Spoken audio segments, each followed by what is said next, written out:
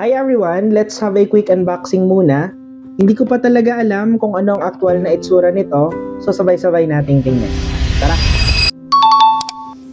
Lately, napapadalas na ang pagko-collect ko ng mga McDonald's collectibles. This month kasi, naglabas naman sila ng Spider-Man collectibles para sa promotion ng bagong Spider-Man movie. Kaya syempre, hindi ko pinalampas. Grabe naman kasi mambudol. To be honest, wala pa akong idea kung ano ang nasa loob nito. Hindi ko alam kung masasatisfy ba ako o hindi. Pero based pa lang sa box, mukhang malaki naman siya. Hindi katulad ng mga usual na maliit lang. Well, medyo pricey rin naman kasi, so sana worth it. Nung inabot ito ng asawa ko, sabi niya, siguraduhin mo lang na ipapalaro mo yan sa mga anak mo ha. Sabi ko naman, at the right time, at the right age, ibibigay at ipapalaro ko rin ito sa magiging anak natin. Ayokong mamiss nila yung mga ganitong simpleng saya habang bata sila.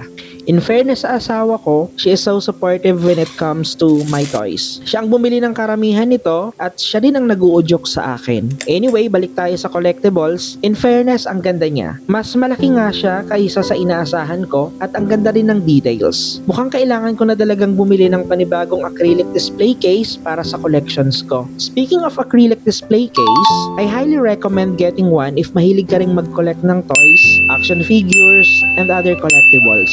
Malaking tulong talaga ito para maprotektahan sila sa alikabok at para mas maayos silang i-display. Sa ngayon, dalawa pa lang ang acrylic display cases ko at itong isa may damage na nga. Hinagis kasi ito nung nag-deliver sa bahay. Kaya mukhang kailangan ko na rin mag-upgrade. So if you're looking for one, you can check the link below. So ayun lang naman for today's unboxing. Happy collecting everyone!